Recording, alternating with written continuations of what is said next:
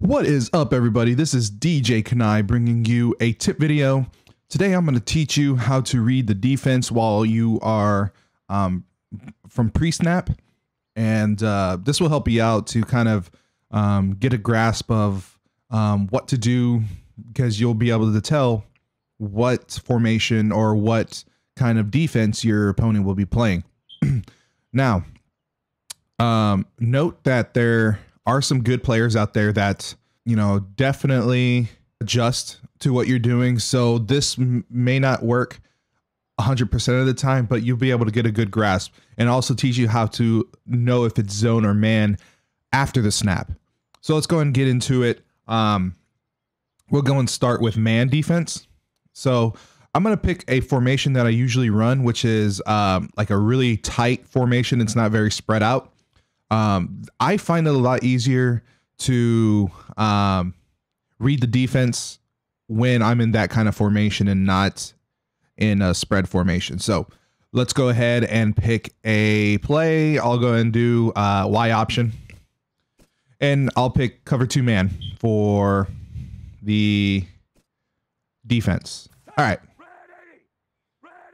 So pre-snap.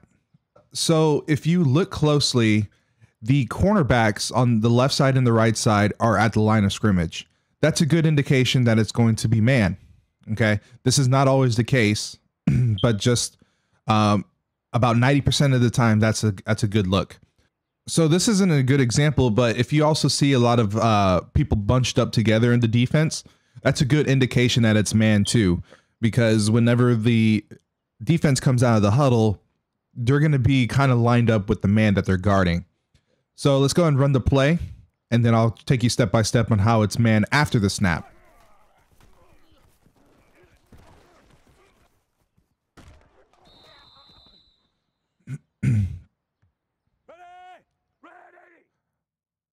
All right, so let's go into the replay, and we'll look at the defense. So let's start with this cornerback here. So if you go, you see how he swivels his hips and follows the receiver? That's a great indication that it's man. And that C route beats man all the time. All right, so if we go back, and we'll go to a different one. So this guy right here is guarding the running back. And look how immediately he turns his hips and follows the running back everywhere. And then we'll go back and we'll look at the other side receiver. Same thing. Turns around, follows the receiver. Andre Johnson was wide open, and so yeah, so whenever they turn their hips and follow the receiver, that is man coverage. So that's something to look out for after the snap. Now, it does take some practice to get this down. I mean, if you're having trouble making reads and looking downfield, it's going to take a little bit of practice. But don't get frustrated. Just take your time and look closely at your reads. Let's go ahead and choose another play so we can look at a different example. So I'm going to stay in strong, and we'll go ahead and go Y post. Okay. All right. So let's look at a different kind of man defense. Let's look at Sam Mike 1. Okay. So it kind of looks similar. And as you see the cornerbacks on the right and left. So remember how I said 90% of the time they won't be that way. So this is one of those examples. Now, the reason being is because this is a blitz play. So you have the right side linebacker in the middle that is going to blitz up the middle. And you see the 2 guys on the ends. That means they're coming after you too. So that's a good indication of a blitz play whenever it's man and the 2 cornerbacks on the left and right are off the line of scrimmage. So we're going to go and run this play. I forgot what play I ran. Okay, so let's go ahead and do this. The tight end should be open. All right, he wasn't quite open, but it still got the catch. All right, so let's look at that in the instant replay. All right, so we'll start with, looking at what's going on. See the linebacker, blitzes in. Okay, see, this is a total mismatch right here. You got Palomalu on the tight end, but he was able to sneak underneath and get that catch. So you also want to watch mismatches as well. Palomalu being I think he's a strong safety or a free safety on the tight end. That's a total mismatch. If he would have undercut that route, it would have been intercepted. But that's something you want to look out for as well, is who's covering who. Whenever it's a blitzing play out of the defense, usually the safeties are gonna have the tight ends. But if it's not a blitzing play and they're just staying in coverage, usually a linebacker is on the tight end. So let's go and look at Andre Johnson here. See, turns his hips, follows the receiver, and so that's a good man indication. Same thing over here. Turning his hips, following the receiver, man.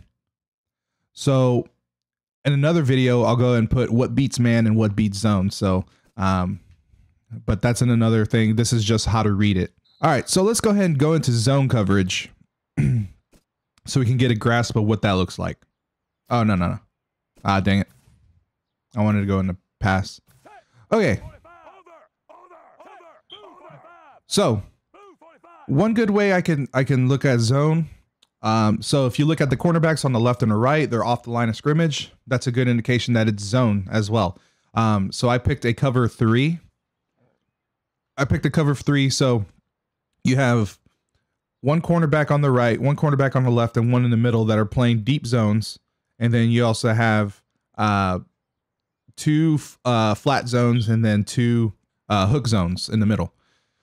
So a good indication is all the guys are going to be really spread out. You remember how I said in man they're going to be bunched up together sometimes? Well, zone, they're really spread out. And so when you make that judgment call, sometimes I'm wrong. I mean, when I read the defense, I'm wrong sometimes, and it sucks, but it happens sometimes. So you want to make a judgment call at the pre-snap, and then when you see the players react, that's when you want to make your decision on what you want to do. Okay. So right now I'm in slants and it's zone. So slants beat zone about 90% of the time. So we'll go ahead and go in here. So you find him in between the zones. Oh my gosh, he got stuck on the dude. So you want to find the slants in between the zones. So let's do it again.